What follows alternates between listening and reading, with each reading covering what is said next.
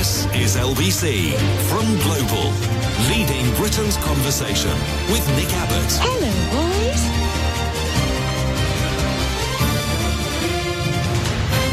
Well, let's get back to it. Texts and emails and such from last night because I'm so bad at this job that I did not manage to get through the texts and the emails and such from last night.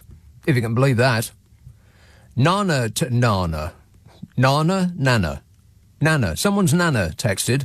25,000 came to see Richie Havens, Roy Harper, Van Morrison, Jackson Brown, Aswad, Judy Tsuk, Steel Pulse, John Cooper, Climax Blues Band, Thompson Twins, The Blues Band, Talisman and Certain. This is the 1982 lineup at Glastonbury. Ring any bells? No. No, and I was there. Absolutely no memory of that whatsoever. Although I do think that Judy Tsuk might have been playing when we arrived. Was she playing on Friday night? I don't know. The Thompson Twins were there. I don't remember that at all. I don't remember John Cooper Clarke. I think I saw Aswad.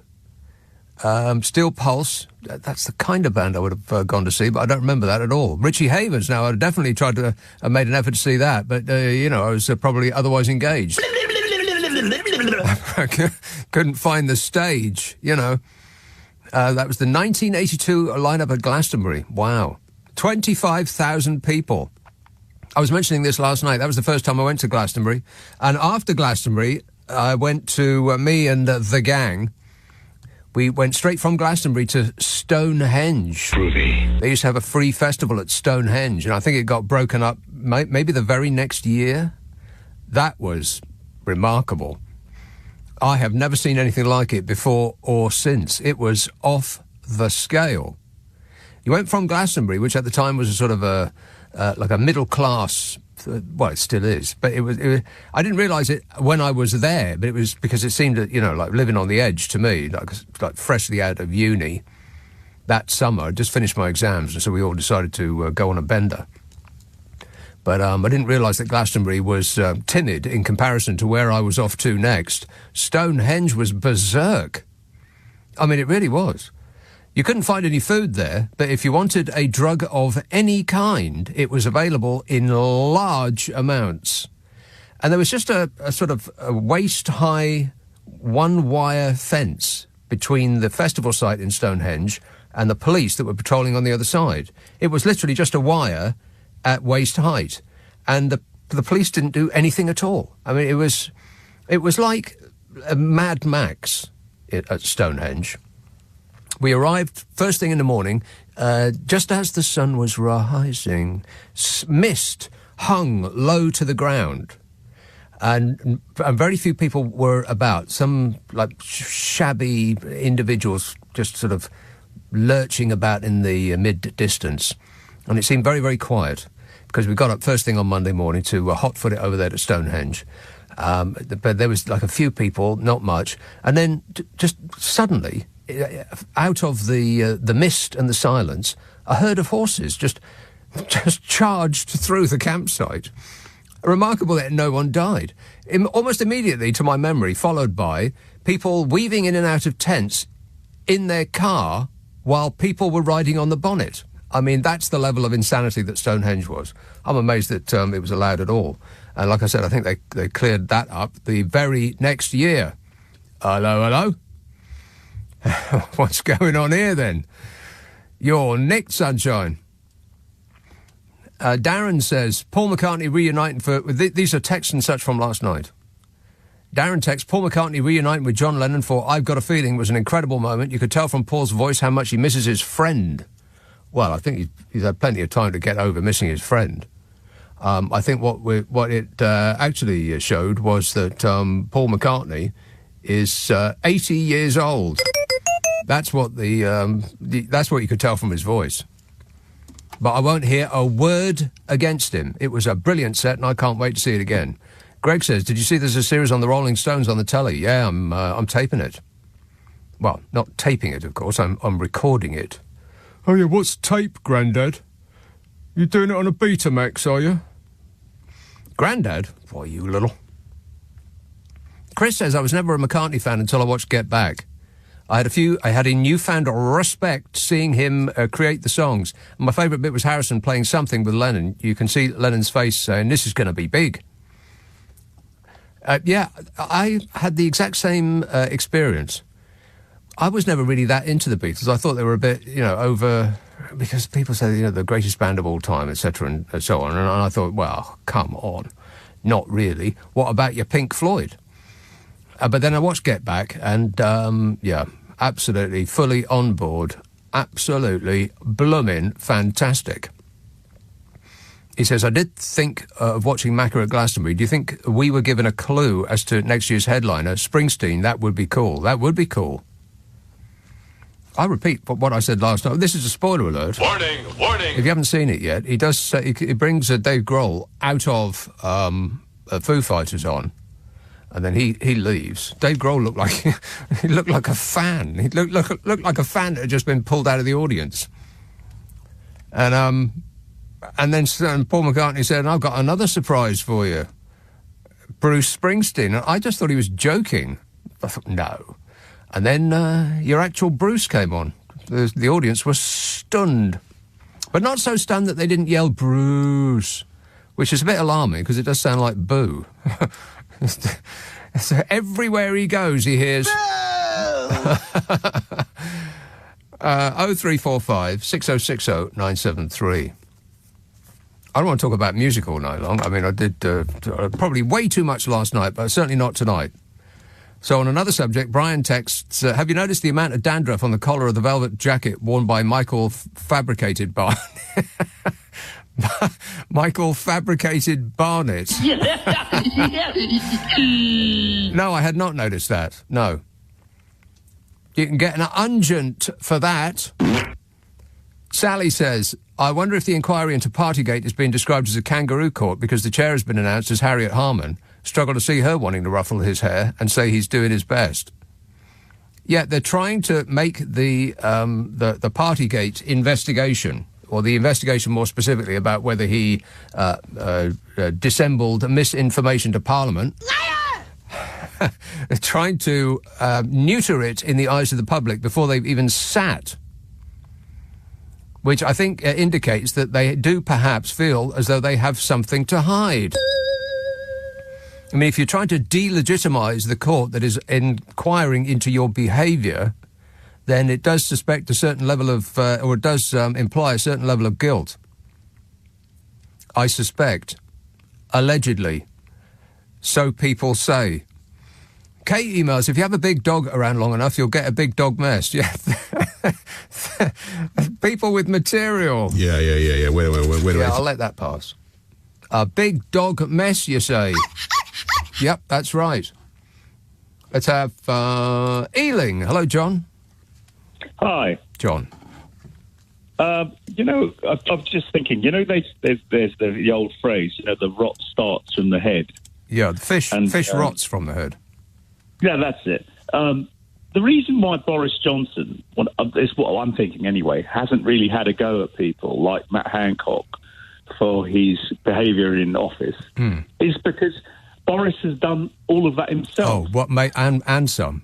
Way worse, yeah. So he's never going to throw them under the bus because then obviously he's guilty of it. He will throw everybody under the bus if it would please him and benefit him in any moment of any day. He absolutely will do that, but it would be a bit rich for him to criticise others for specific actions when they can say, well, hang on a minute, what about this? Well, especially as he's using his office as a knocking shop, right? And now, wait a minute. You mean a shop where people usually knock on the door before entering? Of course, there was one individual who did not knock on the door before entering, and the sight he beheld, he beheld, not behold. There was some beholding going on. Disgusting. But he beheld them doing it. Thanks a lot, John. 0345 6060 973. What's this with Matt Hancock, by the way? Why am I opening my paper, not my papers, but papers that other people might buy, and there's articles by Matt Bloomin' Hancock in there? Have we not been delighted with him enough? I thought that the country said bye-bye to Matt Hancock. He's hanging around like a bad smell. I thought you'd left.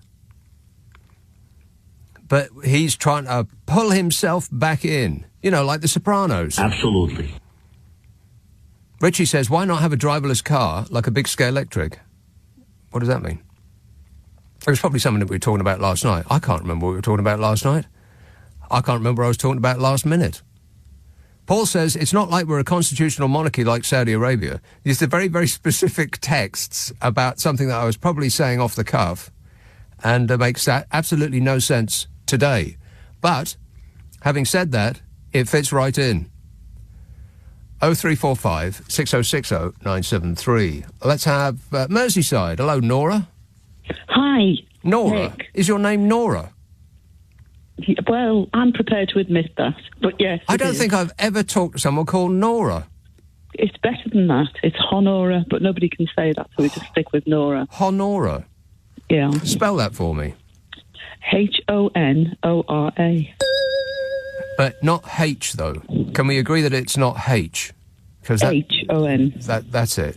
H. And I say H because people correct me when I say H. I know it's correct to say H, but then people correct you, so I just say, oh, it's so confusing. Well, those people are wrong. People who correct you when you say H are incorrect. It's not H. Ironically, the letter H doesn't have a H at the front of it. It's A-I-T-C-H. Affirmative. Not H-I-T-C-H. Correct. Honora. Nora. Because Nora is something of a mild oath, isn't it? Or it's part of a mild oath. It's the clean part of a mild oath. I don't know. I don't know what you mean. Well, it's like bloomin' Nora. Except bloody Nora. Right. Yep. You didn't mean... Flaming Nora. Flaming, yeah, exactly, yeah. Well, so I wonder why. Why is that then? People think that's hilarious when they tell me that. People, eh? What are they like? What would you do with them? Yeah. Anyway, about this music, I feel like you're speaking my thoughts, because when you said about the Beatles, I had exactly the same feeling about them. And being from Merseyside, if you ever go anywhere in the world, you say, where are you from? Liverpool. Oh, yeah, the Beatles. And yeah. And you daren't say, I thought they were crap, but... Or you didn't like them, or you're not that bothered. You have to be a full-on fan. I was in Liverpool just recently, and the Beatles are still absolutely everywhere. They're everywhere. Yeah, the Beatles experience. Yeah. I've been to the Cavern. I was in the Cavern, not when they were on, but when it was actually the proper Cavern, the original one. Yeah. Just about running down the walls. Anyway. Yes, so, it looks very, very small. I mean, there was a film of Paul McCartney just recently doing a set at the Cavern. It's the same set, I think, more or less, that he did at Glastonbury. Just great, but it looks tiny in there. I doubt very much that would be the original Cavern, because I felt as if they filled that in. It was a cellar, and I think they relocated. And I think the one they played in was a different venue altogether. Anyway, I might be wrong. Well, that sounds highly suspicious to me. Yeah, go on then. Back to the point. Go on. Yeah. So you saying about, when I watched that, you confused me. The very last part of your show last night, you confused me, because you made out like there was two documentaries. There's like Get Back and another one, but there isn't. Well, no, isn't it in 3 parts? It is in 3 parts, but I spent quite a long time this morning looking for the second one that I thought you talked about, and it doesn't exist.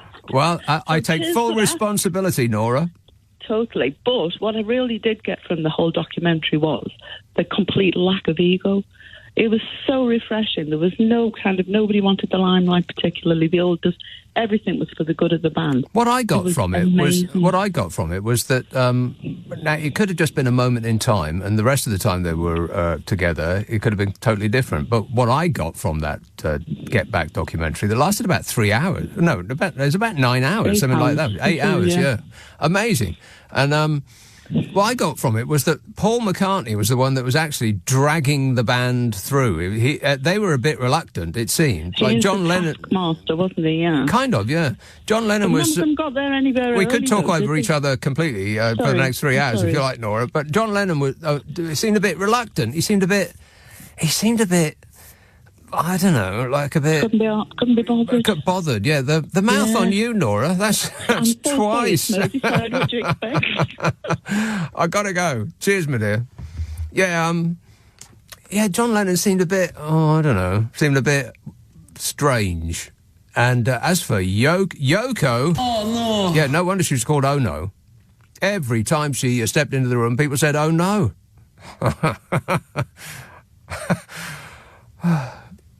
0345 6060 973. And just on that thought, I mean, I'll finish this thought, and then we don't have to talk about it again for the rest of the evening. We can talk about the issues. Ringo. Now, there was a thing that I saw a little while ago, and it's probably still on YouTube, and it was a guy who was a drummer himself, and he was saying, you know, a lot of people sort of, they don't rate Ringo as a drummer very much, but listen to the things that he did, and he compared how Ringo played the tracks and how an ordinary drummer would. And, you know, an ordinary drummer would just be like 4/4, something like that. And then he compared it, and here's what Ringo did. And I sort of changed my mind about Ringo at that moment. But then looking at the documentary, it didn't seem like Ringo was the one that was coming up with the drum parts. It seemed like he was taking instruction from Paul and John about what to play. Still, nice fella, I'm sure. Just don't ask him for an autograph, that's all. Because a refusal may offend. 0345 6060 973. Text 84850. Email nick@lbc.co.uk. If you're on Twitter, it's at LBC. Friday, Saturday, Sunday night at 10. Nick Abbott, LBC. Nothing. Nothing at all. Why is that then? Oh no. The ads don't work. That's the most important part. Say it again. Everything. What? It's fine. It's fine. Everything is fine. No, it's not. Everything is fine. No. It's the opposite of fine. Why don't the ads work? Never mind, I'll work through it. It's as though it never happened. You won't have noticed a thing because I'm a trained professional and I'll work through it. 0345 6060 973. Text 84850. Email nick@lbc.co.uk. And if you're on Twitter, it's at LBC. Now, I'm going through my sort of pre-flight check in my head now because there's an enormous amount of things that I have to do, like two, in order to get on the air here, because the previous show comes from a different part of the building. And so I have to be absolutely certain that I've done at least two things. You know, if I was flying a plane right now, we'd be heading for a mountain. Nothing to worry about. Please enjoy the complimentary peanuts. And I think it's not me. I don't think that I am, for one time only, when there's a screw-up, it's not my fault. This show was like this when I got here. 0345 6060 973. Let's have a call in Putney. Carmine. Hi, Nick. Carmine. Yes, that's me. Hi. Hiya. So, Stonehenge, I was there when I was 16. 16? Yowza. That's probably illegal. Probably was. I can't believe my mum and dad let me go there after O-levels. That is I went there outrage. with a load of friends. Yeah. I went there with a load of friends, and we took, like, a rucksack with pots and pans I thought and you were stuff. going. I thought you were going to say something else. We took, and then my mind went into a very, very bad place. Pots and pans, right? Would you like to score some pots and pans? Yeah. And there was no food, and we basically starved. There was no days. food there. That's right. There was absolutely nothing to eat. And it was policed by Hell's Angels, actually. Really? Yeah. That's a bad idea. They controlled it all there. That sounds like a really bad idea. I mean, the Rolling Stones have been through that. I mean, the policed by hell. What year was that? Gosh, 1981. Oh, the year before me. Right. Hold on, I'm trying to work this. No, hold on, 72, 78, 79. Yeah, something like that. Wow. Oh, right. But, quite early days. And then the next year, we turned up in a band. We thought that we could play there as well. Yeah, why not? And it was just madness because you could just go on stage, which is exactly what we did, but we weren't very good and we were turfed off.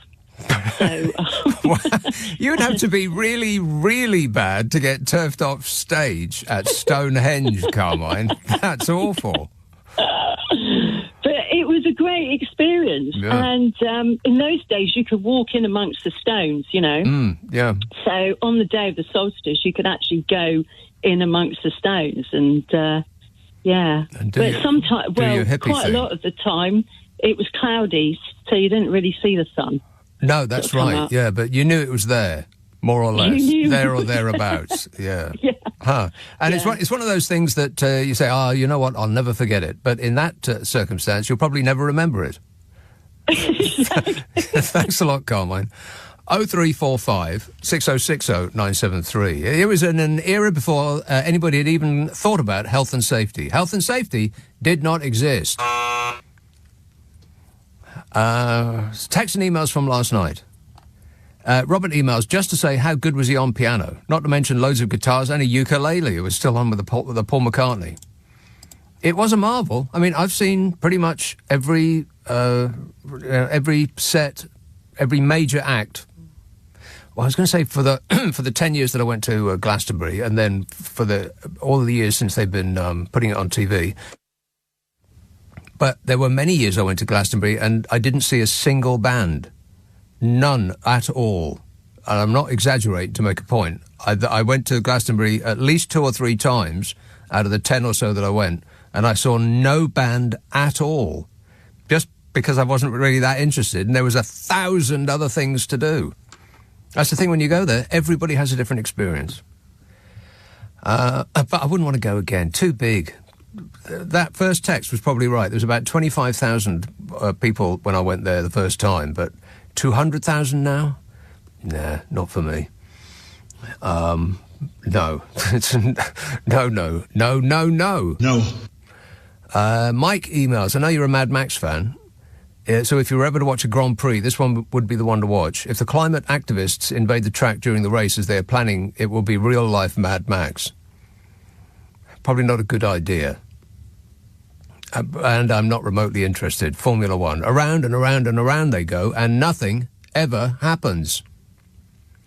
Here, what's happening about the adverts, by the way? Huh? Hello? An echoing silence. Righto. Joe texts, did you hear Liz Truss on with Ferrari yesterday morning? She was stuttering and spluttering like an old Morris Minor. No, I missed that. This was presumably not yesterday morning, but the morning before, because these are texts and emails and such from last night. Did you hear Liz Truss, the Brains Truss, on with Nick Ferrari? She was stuttering and spluttering like an old Morris Minor. She made Gavin Williamson sound like a smooth-talking Italiano. Gavin Williamson? Say what you like about Gavin Williamson. He is a patriot. I just reckon we've got the very best people in this country. Much better than the French have, much better than the Belgians have, much better than the Americans have. That doesn't surprise me at all because we're a much better country than every single one of them. Every single one of them.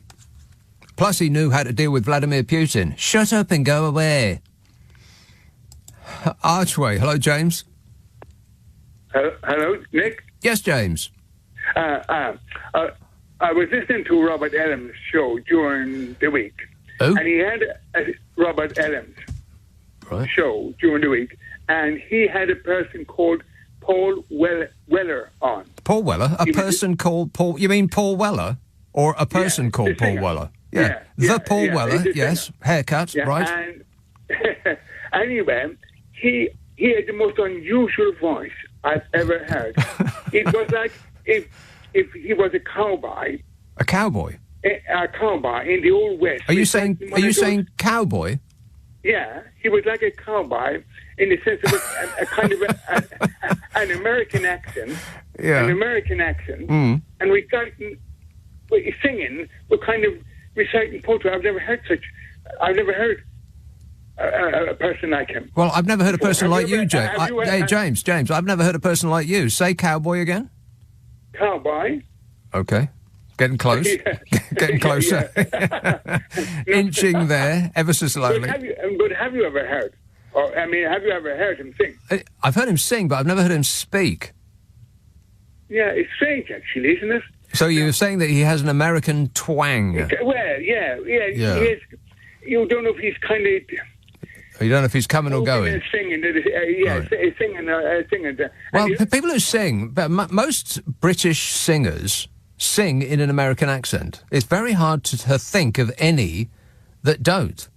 You know, Elton John, Mick Jagger, I mean, I could go on. And the ones that don't sing in an American accent, very few and far between. And I'm just trying to think how Paul Weller sings. It's a bit, down at the tube station at midnight, whoa.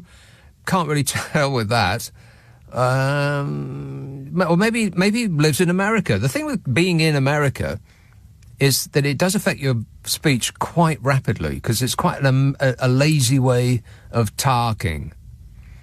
And so it affects you like that because everybody around you is talking kind of, that lazy way. Because the Brits are very clipped, but Americans are they sort of languorous with their, talk. But also you need to express yourself in a way that you can be understood in America. So you give in quite quickly and ask for, tomatoes, and you go and get gas and stuff like that. So maybe he just lives in America, James. Yeah, but I would like to ask your audience and you, have you ever met a person that the voice doesn't match the face? Always. Every single person on the radio, their voice does not match their face. Always. Well, yeah, but in what I'm saying, I understand that, but what I'm saying to you is, if you meet a person, we say tomorrow morning, it's very, very strange. I've only come across it once in my whole life. If you meet a person tomorrow morning, it's very strange. Is that what you just said? No, I'm saying if you meet a person, right, and the accent or the accent or the person doesn't, the accent doesn't mean, in other words, he doesn't sound as the person. Do you understand what I'm saying? Absolutely not. No, I don't understand a single word that you're saying right now, James. You're saying that if you meet a person in the previous... Wait a minute. If you meet a person the previous evening and you have wordless shenanigans and you wake up the next day and you hear them speak... No, that's not what you're saying. Right. No. I'm just saying that... No. What I'm saying is, if you meet a person, that person... the voice doesn't match the face. Right. Now, in my personal opinion, and that doesn't count, but in my personal opinion, is that very, very seldom occurs. I've only met that once. It happens absolutely all the time. Like, all the time. Every single person that you meet or hear on the radio never looks like what you think they're going to look like. I mean, take me, for instance. Look at a picture of me, for instance. I rest my face. 0345 6060 973. Text 84850. Email nick@lbc.co.uk. If you're on Twitter, it's @LBC. Just past 10:30. The news headlines in LBC with Charlotte Morgan.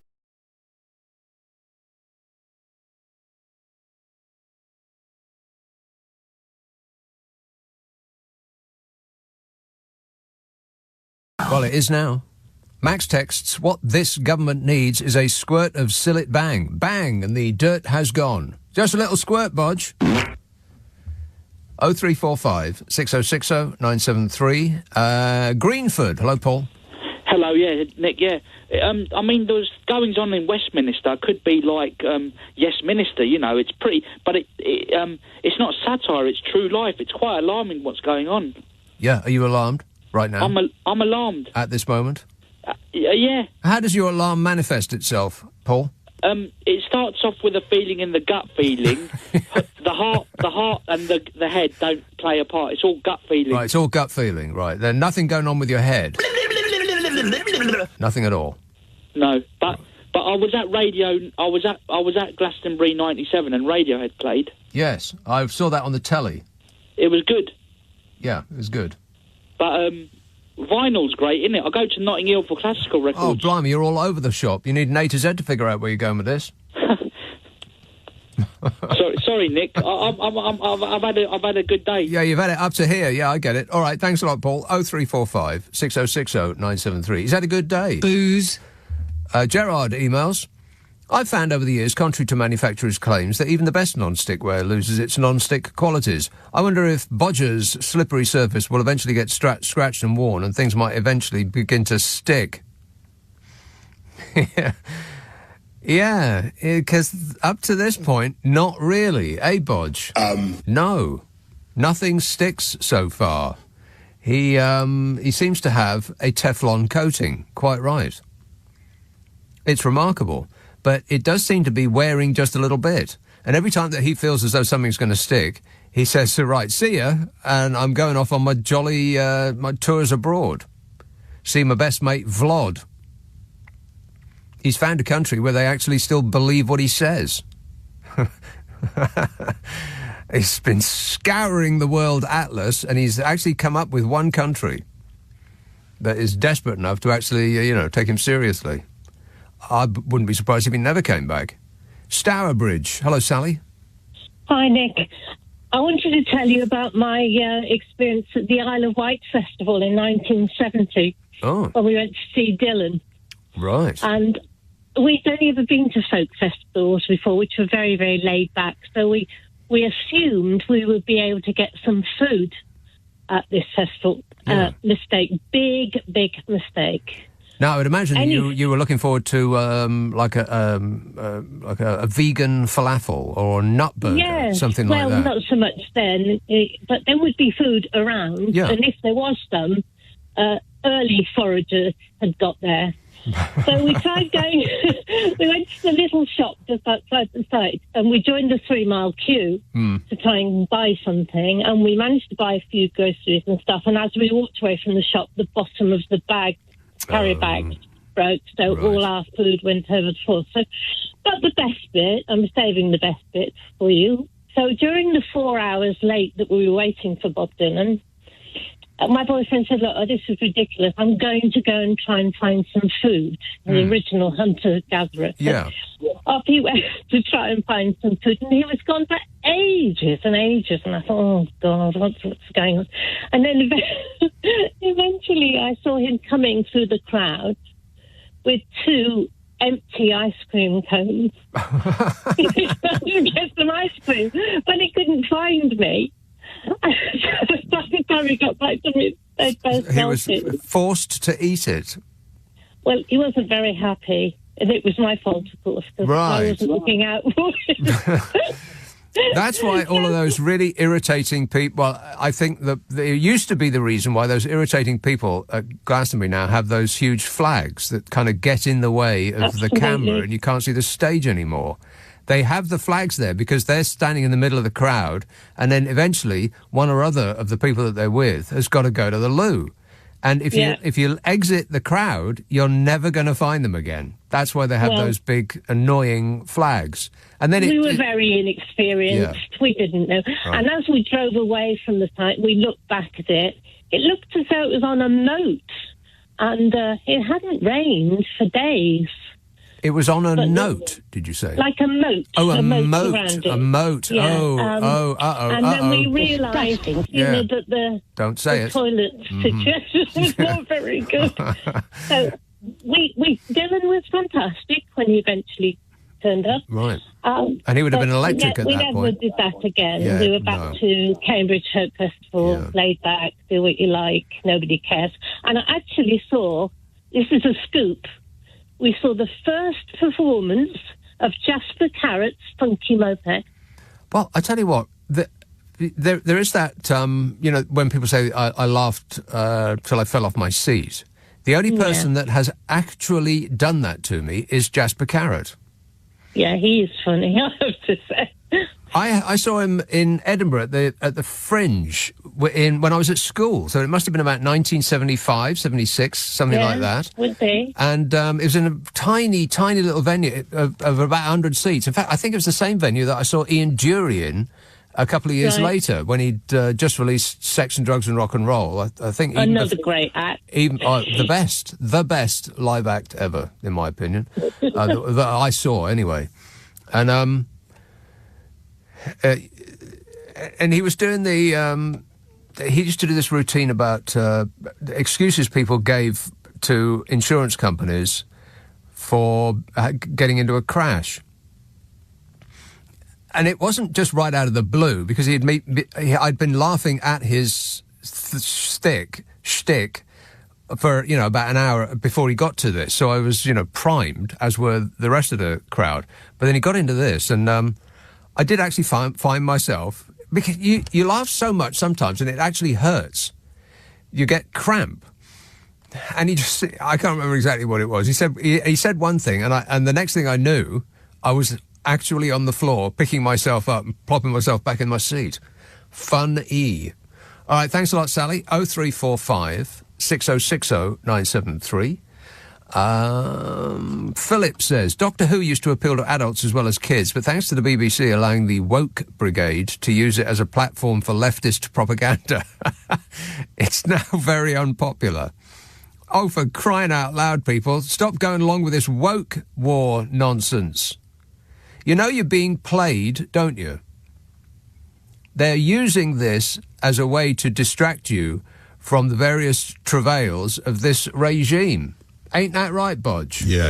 Wait a minute. And we're going to get more and more and more of it. This woke thing that they're using to divide and conquer. What is woke?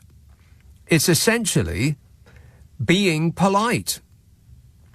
Being concerned for other people's feelings. But the thing that some people on the right have now got all hot under the collar about, and I don't think they are actually angry about it, they are being whipped up into being angry about it. You're being played with, people, and not in a good way. Disgusting. It's, you're being manipulated, and not in a good way. Dreadful. And it's going to get more and more, and they're going to get louder and louder, and you are going to be whipped up into a frenzy. If you're angry about woke now, just wait, because they are going to be piling this on forever. At least until the next general election, when they're going to be yelling about it louder and louder. The war on woke. Do me a favour. Just forget about it. I mean, how easily triggered are you that you can get furious and clenched-fisted angry and foaming at the mouth about someone's name badge? For crying out loud. You want to get into it? Oh, all right then. I've got detailed files. I'll get into that in a minute. 0345 6060 973. Go woke, go broke. I mean, if I've read that once, I've read it 1,000 times. And morons then repeat it over and over again, as though it's true. As though if you are concerned for the feelings of others as a company, you will go broke. How absolutely stupid is that? And to be actually angry about it, I mean, just look at yourself. I'm going to send you a mirror in the post with which you can take a good long look at yourself, people. 0345 6060 973. Text 84850. Email nick@lbc.co.uk. If you're on Twitter, it's @lbc.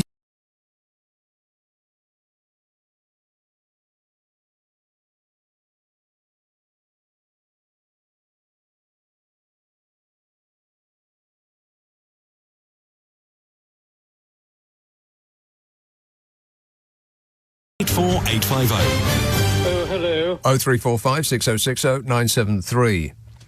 Janet texts, what do you want, or who do you want as the next James Bond? These are still texts and emails from last night. How many pages I've got to get through? 8. Oh my God, I'll never do it. I'm very, very bad at my job. Who do you want as the next James Bond? I vote for Sam Heughan or Cillian Murphy, says Janet. Sam Heughan. Heughan. I don't know who that is. Is it Heughan or Hochen or Huhagan? I've got no idea. And Cillian Murphy, I have a vague recollection of who that is. But it's a no and a no in that order, Janet. As in... No. Chris says they should let Christopher Nolan loose on the James Bond franchise and take it back to the 1960s. Origin story, for instance, perhaps. Christopher Nolan, he's not the bloke who does the films that you can't understand, is he? If he is, then it's a... No. From me. No, that last one, I had absolutely no idea what was going on at any moment that film was playing. I can't remember what it was called. And then there was the one with, what's his name? You know, the boat film. The boat film, when the boat went down. It was about implanting memories in people's brains. I had no idea what that was about either. And the Memento, I must have seen that like 3 times. Not a clue. So, don't let him anywhere near it, I think is what you meant, Chris. And on that subject, Ben says, you mentioned that you want someone who's a bit of a geezer to play Bond. How about Danny Dyer? What are your thoughts on that? What are my thoughts on that? No. In a nutshell, Oakhampton. Hello, Lester. Oh, blimey, Nick. Lester. Yes, hi. Yeah. I've been listening to LBC since the late 70s. Wow. I've never ever rang in before. Well, but you're talking about festivals. Yes. Man, the one you should have gone to was the Bath Festival of Blues and Progressive Music, June 1970, September Mallet. 1970? Yeah. Well, I was 10 at the time, so I probably wouldn't have been allowed right, out. I was 17. Right. Not too far apart. So who was there? Apart from you? Santana? Led Zeppelin, Hop Tuner, Country Joe McDonald, Jefferson Airplane, The Birds, Dr. John, Frank Zappa, Mothers of Invention, K&T, Steppenwolf. Blimey. John Winter, John Mayall, Ankle, Fairpeg, okay, you can stop right there. You had me at Led Zeppelin. What we need now is a time machine, and I'll see you at the gate. I'll tell you what, Pink Floyd were terrible because they done the, that stupid cow thing. What was the album? The stupid cow thing. Was that Ummagumma? Oh, I can't remember. Anyway, the stupid cow thing. Yeah. Oh, Atomic Heart Mother. Atomic Heart Mother. I think it was it. I tell you who was in the audience. Oh, Atom Heart Mother. Atom Heart Mother. Yeah, right. Well, 1970, they must have been, toying with... that was around about metal, wasn't it? I'm not too sure. I'll tell you who was in the audience. Who? Michael Eavis. Was he really? Yeah. The farmer... he was inspired to do your... The Glastonbury. Yeah. Michael Eavis, the chap who owns the farm. Huh. Well, wow. He was there in the audience. Well, look, apparently it was. Do you want the next one you missed? No. Yes, you do. I'm upset enough at the one that you just mentioned. 1971, at the Oval. Who was that? Over cricket ground. Yeah. And? You don't know that one? I've never heard of it. I was 11, Lester. Oh, right. I was a bit older than you. It was The Who. The Who. Well, I saw The Who in 1976. Rod Stewart and the Faces on the same bill. Wow. What the Who bill? And you tell that to the kids these days and they won't believe you. All right, thanks a lot, Lester. Down memory lane. I would like to remember it well, but sadly, a little bit too young. 1976, The Who. Got fired from my first ever job because I went there and did not show up for work. I told him I wasn't going to show up for work, and he says, you blooming well will.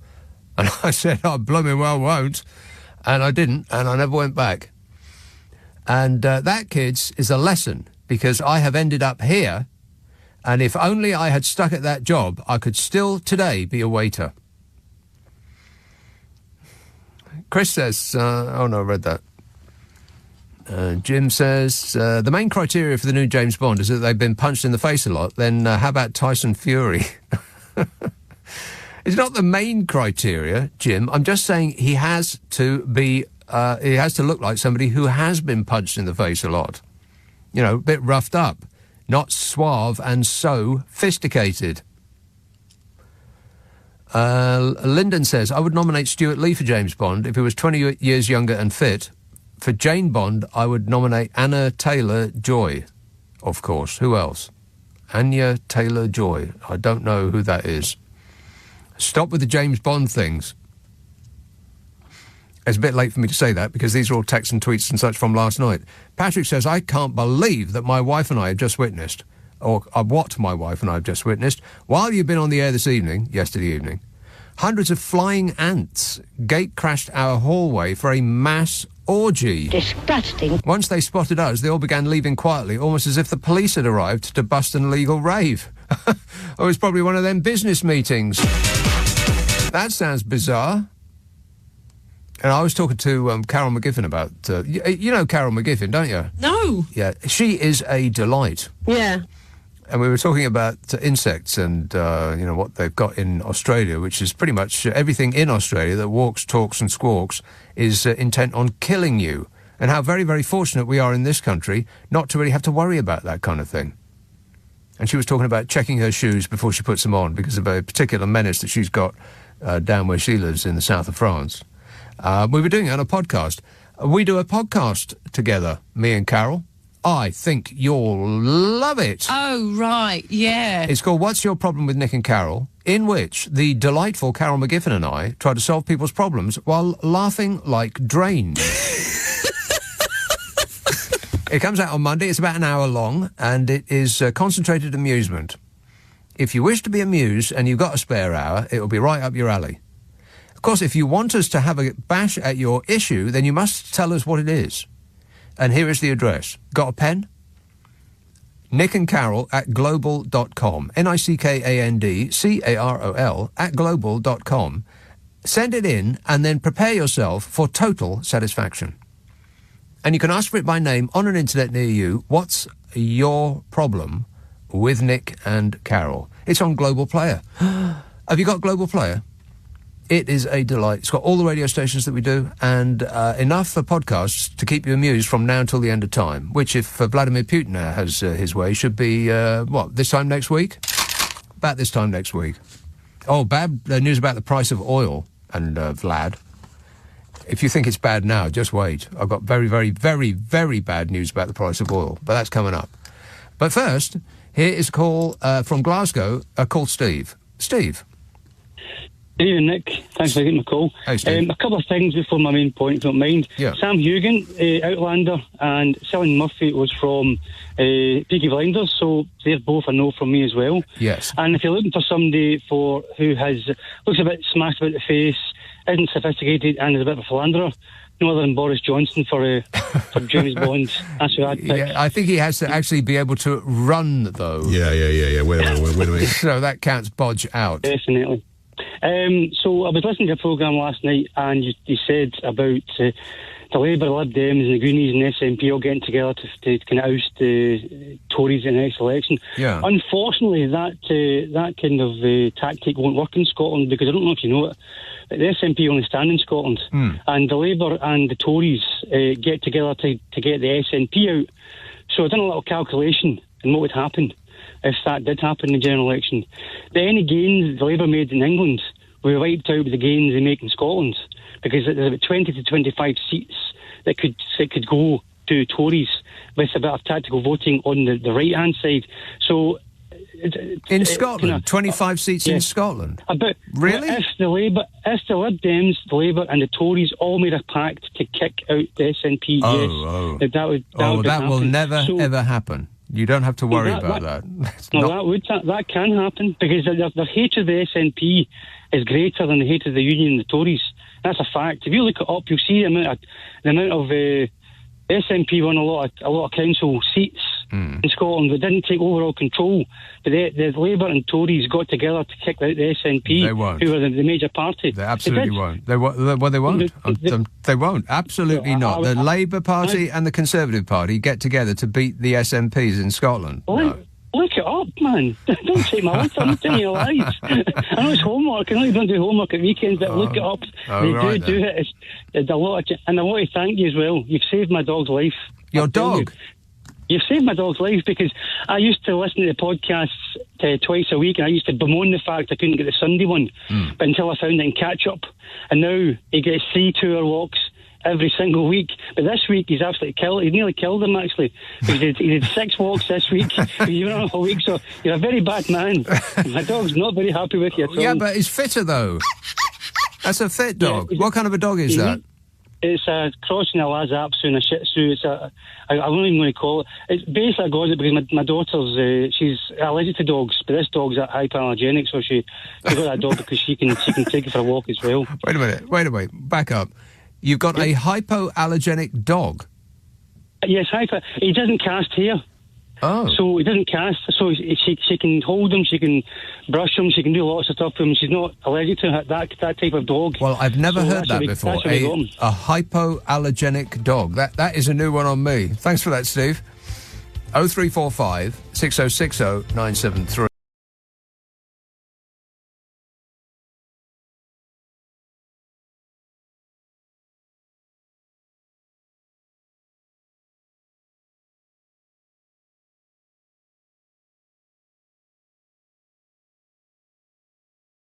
Yesterday's news, but yesterday's news bled into today's because there was a development.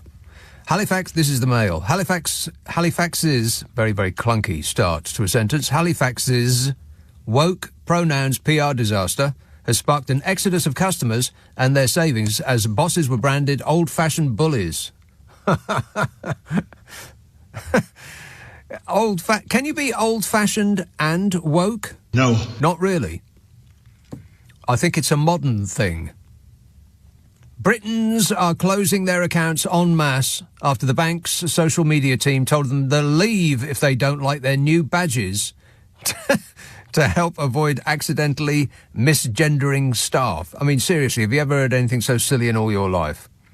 First off, I thought that the right-wingers were all about free speech. I mean, I could just end that there, couldn't I? Free speech. Whether you like it or not, preferably if you don't, because, you know, if you complain about their freedom to offend, then you're a woke, snowflake, lefty activist. No! They're all about free speech as long as it's speech that they approve of.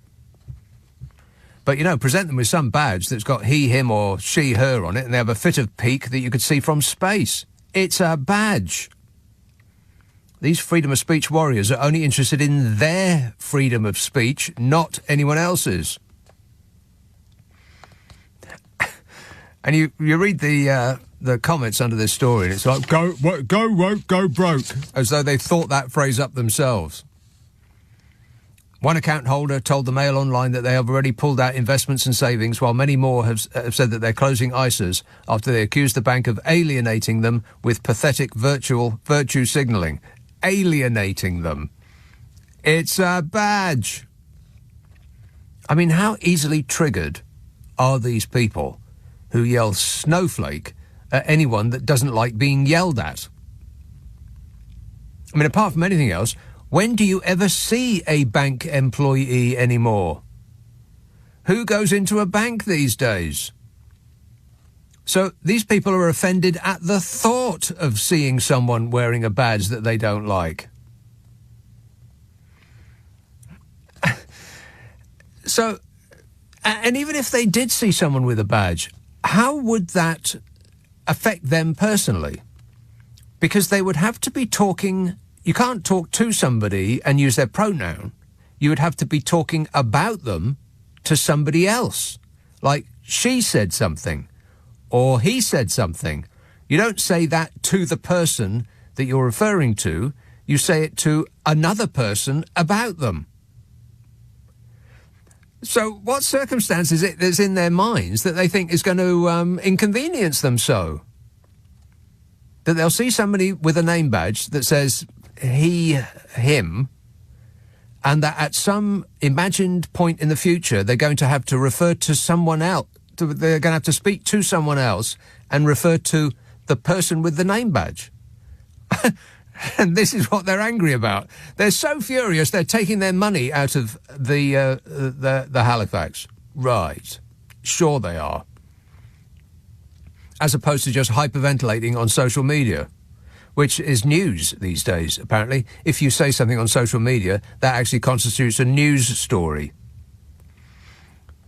What a strange time to be alive, eh? And you know what? I did check this story on Twitter, and it did not trend. There was no interest at all, even though the usual suspects were trying really hard to make something out of it. in order to take our minds off what was trending, which was, at the time, these were the things that were trending. Tory sleaze was one. A week in Tory was another. Tory MP was another. Chris Pincher and I'm sorry about this, but I could spell it for you. Well, I'll shorten it to the man's initials, BJ. Whatever that means. Those were the things that were actually trending. The thing that the War on Woke Brigade were trying to get trending, which was name badges, couldn't get any interest at all. But they made a really good fist of it. That's why this was given so much prominence in the right-wing Tory supporting press, because they were trying to take your mind off of the Conservative Party. I mean, and the fact that Twitter users weren't interested is funny, because this story started on Twitter. I mean, this fake row began when Halifax tweeted its 118,000 followers on Tuesday, revealing that it would allow staff to display their pronouns on their name badges. OK, a couple of things there. Who follows a bank on Twitter? I mean, what are you expecting them to say? You expect them to say something funny? It's a bank. And it showed a photo of a female staff member's name badge, which featured she, her, hers in brackets under the name Gemma. Now, just imagine the scenario in which you would have to use that. I mean, you don't say to Gemma, she, her, or hers, do you? You would have to be talking to somebody else about Gemma. And when would that ever happen? One customer complained about badges. They said, "We don't need no stinking badges." Well, it amused me. Just for a moment there. That's an old Clint Eastwood film, ain't it? Isn't that one of them spaghetti westerns? We don't need no stinking badges. One customer complained about badges. I mean, seriously, how empty does your life have to be before you complain about a badge that doesn't have a swear word or a swastika on it? And within 20 minutes, a member of the Halifax social media team, calling himself Andy, replied, "If you disagree with our values, you're welcome to close your account," which is probably not company policy. But then, of course, that became the story.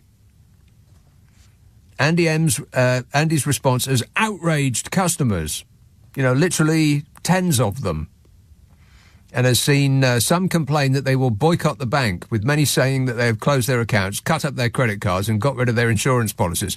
Yet they say they have, but they haven't. I'm calling your bluff. Liar! I mean, the press is trying so hard to make this woke nonsense a thing, because it's really all the Tories will have left to appeal to their fans come election time. I mean, they can't run as the party of law and order, can they? I mean, it's not really happening for them, unfortunately for them.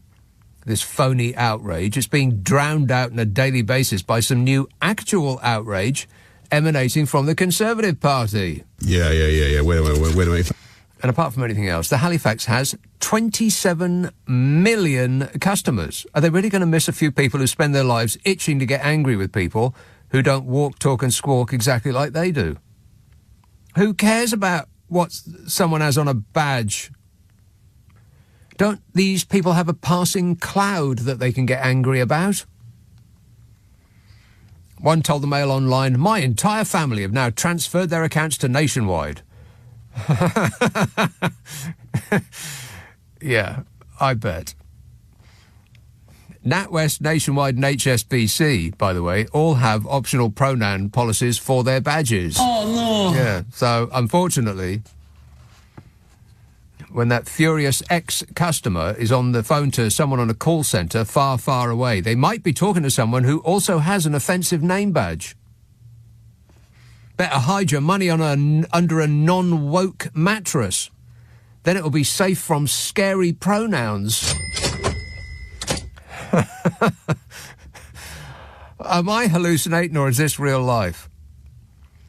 Financial commentator Matthew Lynn said, companies don't need to aggressively take positions on what are still quite divisive social issues. It probably didn't come from the CEO. It comes from a bunch of millennial 20-somethings running the Twitter feed. And that's probably right. The 20-somethings running the Twitter feed thing, not the taking a position thing. Companies don't need to aggressively take a position. Here's the thing.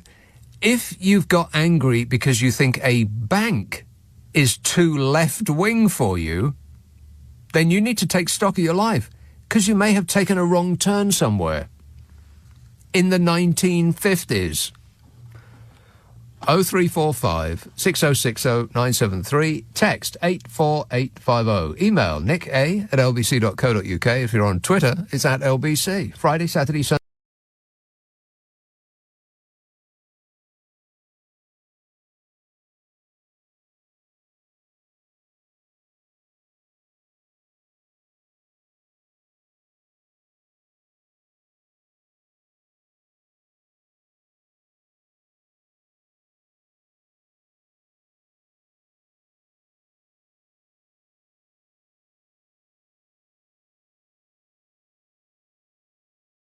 Call from a bloke called Charlie in Scotland. That's a bit vague. Where are you, Charlie? I'm in Cura. Aha!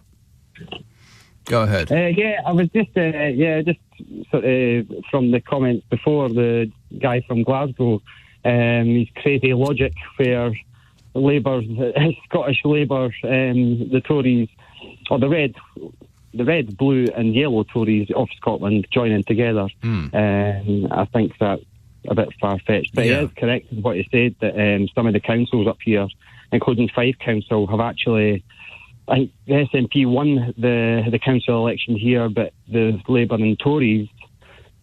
Basically, the Labour councillors put Tories in Fife Council jobs to put out the SNP, and that's happened over about 5 or 6 different councils in our country. Right. So, yeah, they'll pay the price for that. What on earth are they thinking of? The Conservative Party and the Labour Party have got together to oust the SNP from councils in Scotland? And the thing is, those two parties, they're lucky if they get 20% of the vote in Scotland when it's a general election or when it's a Scottish election. I mean, they're not... Labour was almost obsolete there for a while. They're coming back. I think they've got 1 seat in Westminster. The Tories have got something like 5 or 6. The difference is with Westminster, when there's a Westminster election, the only policy really is for the SNP, because they can't change anything at Westminster, because they're never going to win any election in Westminster, as in the whole of the UK, because it only stands in Scotland. Right. So when they sit, if they do happen to have to go down the route of having a plebiscite sort of referendum during the election, the next UK election, it's just natural for them to say, right, okay, independence, because we can't do anything else if we win every seat. I think they won 56 out of 59 seats a few years ago, and what did they do? They could do nothing, you know, when you've got 550 from England and whatever to other countries, you know. I mean, you can't do anything. Yeah, it's kind of ironic that the Conservative Party in Westminster, well, not just them, I mean, the English said that, we must absolutely leave the European Union straight away in order to rid ourselves of foreign influence. And, oh, by the way, this does not apply for the Scots. Exactly. And the thing is with that, Nick, though, right? The thing is with that, every single lie that was told about leaving the EU, like controlling your borders and monetary reasons and whatnot, is all the truth when it comes to Scotland leaving the UK. Yeah. We would be able to control all our borders, which we need to now because they've took away our freedom of movement, so we've got a lack of people coming every year. Then we need to control their money. We don't control that. We get a budget from Westminster, from Whitehall every year. Right. You know? If Scotland could not literally, but sail away from English control, then they could, say, rejoin the single market, and you would be benefiting, as Northern Ireland are, with their ability to trade with Europe freely. Yes, exactly. And that's what I've been saying. I've been on the airwaves speaking to you for the last 3-4 years regarding this. Northern Ireland is a competitive advantage against Scotland. They're doing now well. That whole Northern Ireland protocol that the Tories are whining about doesn't work. It does work. It's working really well for them. They're doing better than England are. And they're going to take it away from them. That's what they're trying to do. It's just, honestly, it's like they're trying to turn everything upside down. Well, it's, I mean, I've said it before, but it's not a government. It's a smash and grab raid. It seems to me that they're just... If this country is a car, they're stripping it for anything they can get. They've got it up on bricks. They've nicked the wheels. They've taken the window wipers. They've nicked the engine. And they'll just they'll sail off into the sunset, and they'll be just fine. It's the rest of us who rely on that car who are going to be screwed. All right, thanks, Charlie. 0345 6060 973. Arthur says, by cutting education for decades, holding back on childhood nutrition, and now marginalising English literature in England, the Tories are modelling an army of future idiot voters. Future idiot voters. Joe texts, not Joe texts. Joe texts. They voted for a comedian in Ukraine. We voted for an Eton boy. Who got the best deal? Yeah. Wait. Yeah. Well, they did, obviously. That Bernie Ecclestone, he's a laugh, isn't he? No. Not really. One of the things that he said in that remarkable TV interview, I mean, he probably doesn't have a PR person, but if he did, they'd be saying... just at the very thought of him going in front of a camera again. He was dribbling on about Ukraine. He said, the Ukrainian people, this is not word for word, but this is more or less, they voted a comedian in, and I think that's what he wants to become again, or something like that. What is he like? In quiet moments of reflection, this is the noise that he hears between his ears. 0345 6060 973. I've got bad news about oil. Don't let me forget to tell you about that. Darlington. Hello, Gary. Hi, Nick. Yeah, I've got so much to get off my chest with politics as it is now. But when it's reduced to badges and the names on them, I think, thank goodness we've got music to fall back on and talk about that instead. Yeah. Yeah. So, you make a point about the British artists, British vocalists, sort of trying to emulate Black American R&B and soul artists. Well, I wonder if that's what they're doing by singing in an American accent. I wonder if it's just easier. I don't think so. I think it's because American R&B and soul and gospel. Maybe it's because that's my particular taste in music. It just sounds better than a white British kid. Trying to emulate, just trying to emulate himself. So it is a bit difficult to try to think of somebody like a British musician who sings in a British accent. There are a few actually, and I think we had to wait till the sort of punk and post-punk era to get that. Yeah. So we talked about Paul Weller earlier on, but people like the two-tone bands, they sang in British accents. Most of the punk bands sung in British accents. Yeah. The Clash. But then even Paul Weller reverted to type and sort of went back to his roots by singing in a British accent when he was with the Jam. But when he got into his solo stuff, especially his early albums, he was, it was basically going back to, I think it might have been even a British artist trying to sing like a British artist singing in an American accent, if you get me mixed. That's very confusing, yeah. And then you made a point about Paul McCartney, and I did see that, not live, but I saw it on the telly, Glastonbury performance. I think over the years I've sort of appreciated his music even more. Yeah. And I saw some. Well, you come across these things online, and he actually had the best-selling single. And I know you mentioned Muller Kintyre not being one of your favourite songs. Yeah. Well, actually, he had the best-selling UK single for 14 years. Is it 14? Yeah, for 14 years, because he wrote "She Loves You," which open brackets, close brackets, which was the best-selling single from 1963.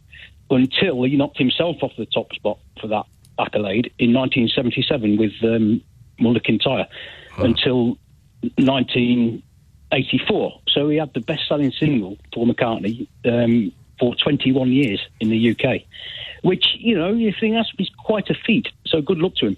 Yeah, absolutely, yeah. Worth every penny. Yeah. All right. Yeah. Thanks a lot, Gary. Yeah. 0345 6060 973. Yeah. It is a remarkable thing, really. It seems like... I've just forgotten what the word is. It's when you make gold out of base metal. What's that called?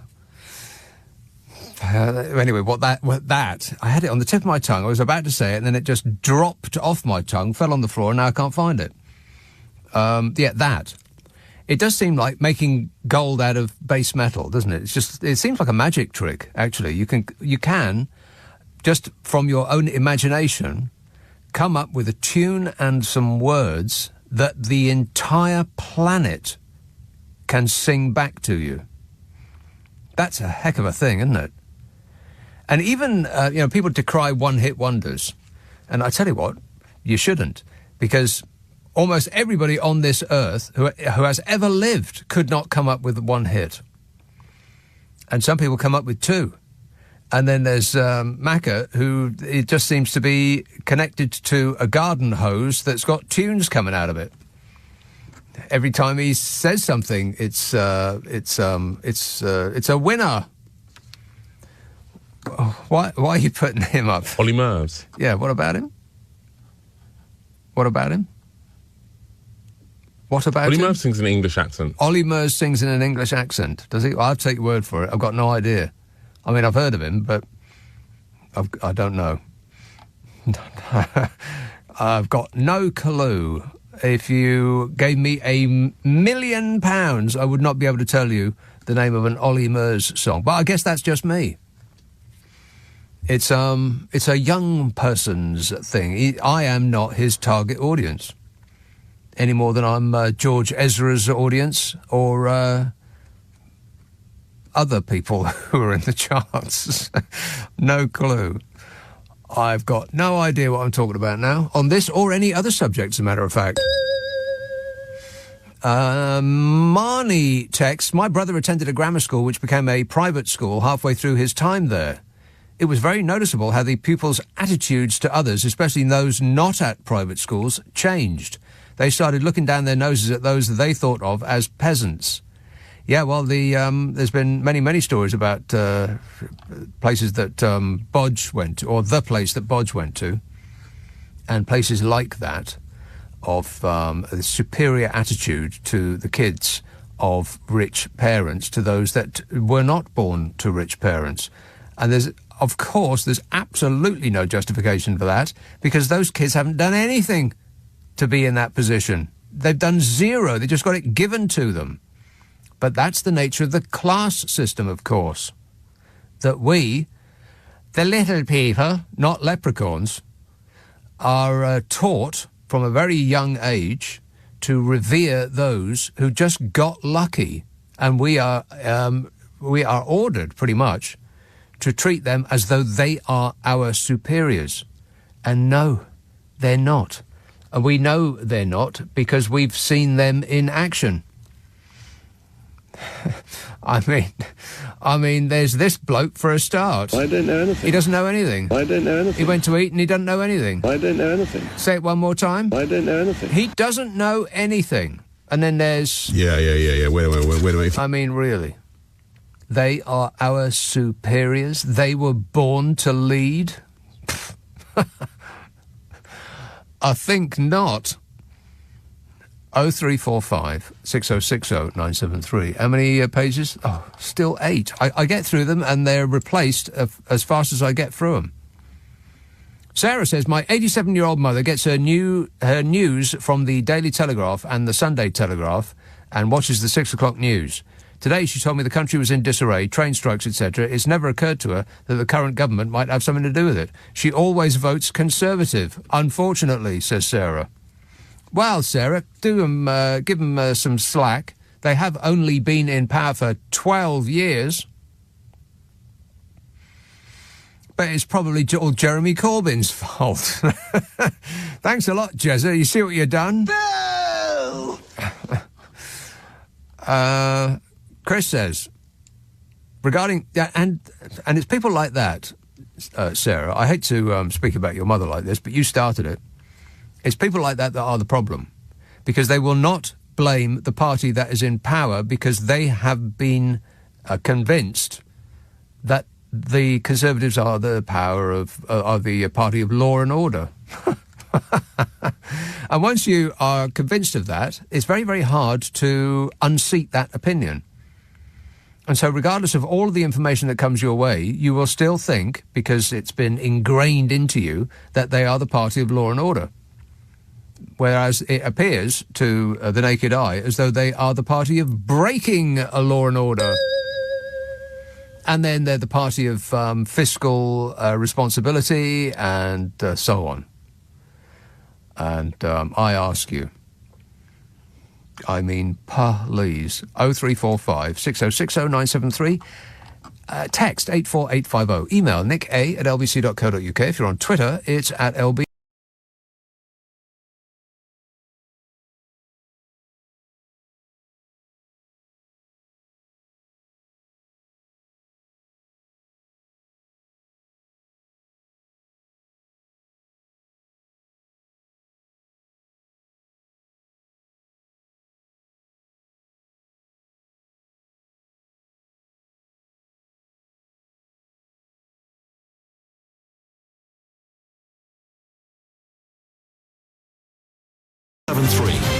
What in places goes on inside that head of yours? Best not ask. 0345 6060 973.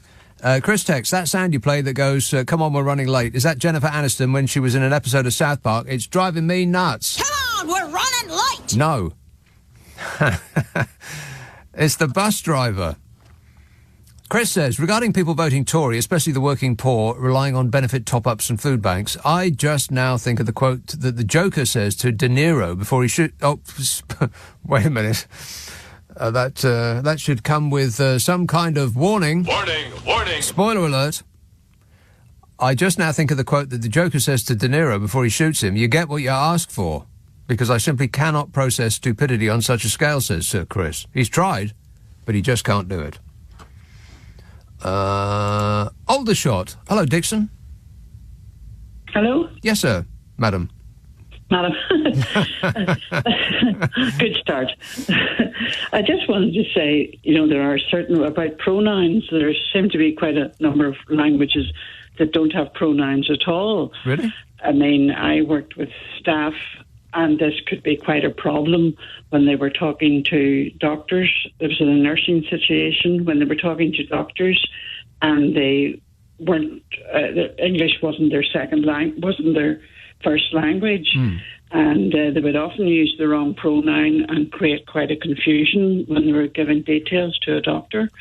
Well, what kind of language doesn't have pronouns?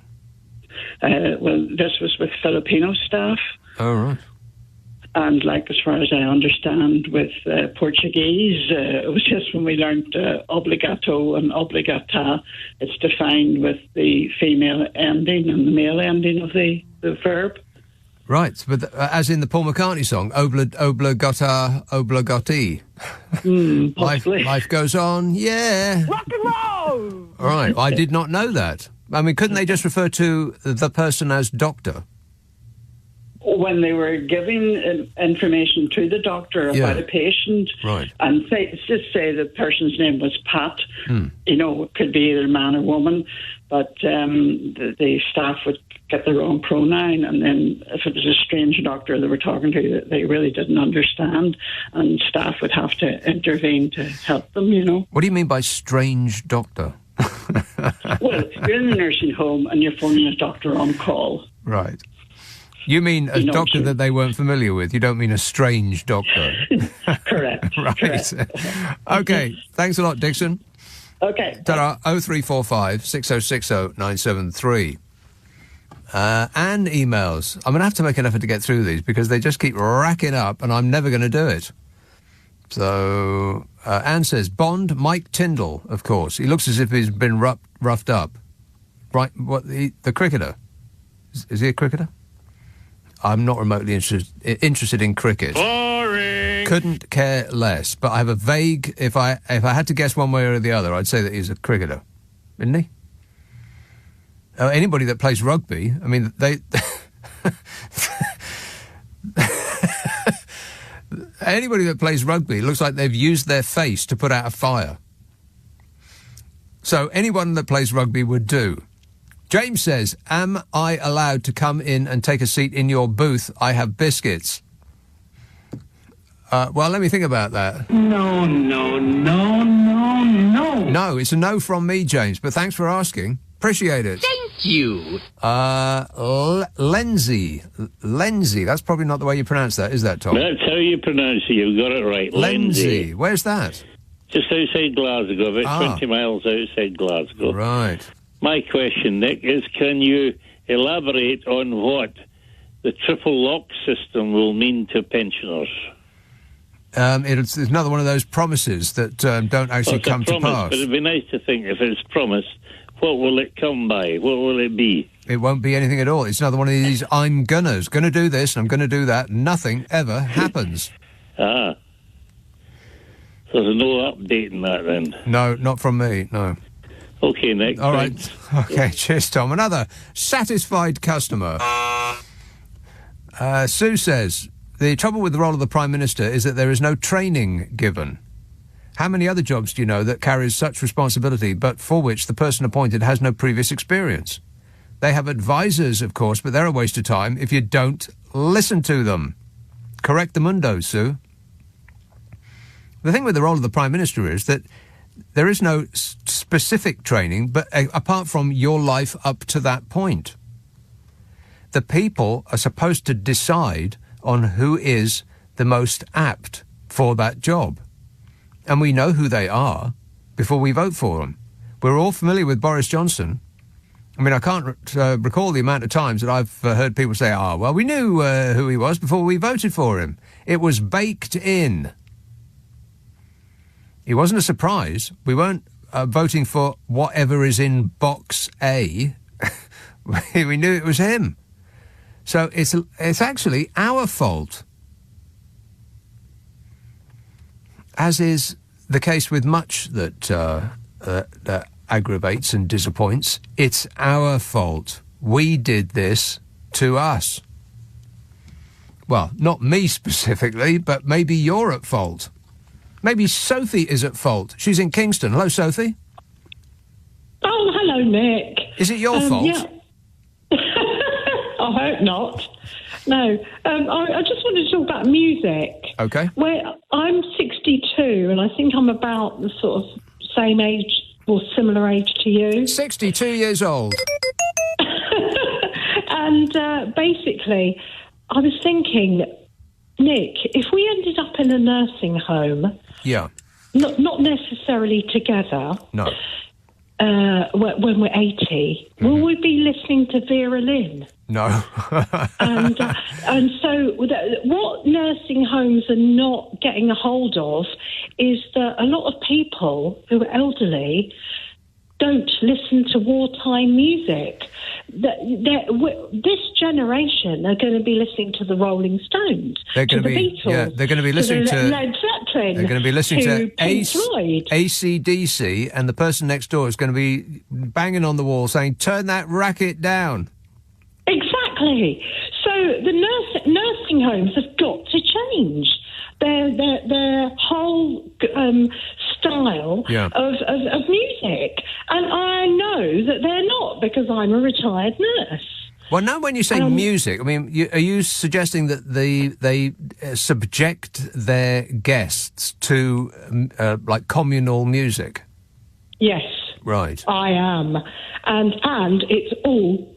A lot of it, not all, I'm not going to say all, most of it is wartime music. And you know, given that I'm 62, I'm thinking if I end up in a nursing home listening to Vera Lynn, I will go mad. Berserk. I think that the people that run those homes and the people that run, like retirement communities, they know that there's a big change coming because people that are 60 now are not like people that used to be 60, let's say 30, 40 years ago. There's a big change. Like 60, I don't know about you, Sophie, but I cannot fathom that I am 62. It just does not compute at all. I'm not really used to being 40 yet. That's it. That sounds old to me. 40. 62 is completely alien to me. But, well, it's true. But about 30, 40 years ago, say, but your parents, when they were 60, they seemed ancient, right? Yes, they did. Yeah, yes. but 60 ain't ancient anymore. 60 is wanting to go and see the Stones, or even a new band, or going to a jazz club, or whatever it might be. 60 is not retired, putting your feet up with slippers and going to sleep with the 9 o'clock news. It's not like that anymore. So they are. I think that they see a big change coming. And they're going to have to smarten themselves up a bit and just modernise, because the 60-year-olds now, when we get 80 or 90 or whenever we, decide to go to one of those like retirement communities, that we're going to need something that looks a bit more modern than they do at the moment. Absolutely. Right. Yes. So what's on the dance set there, Sophie?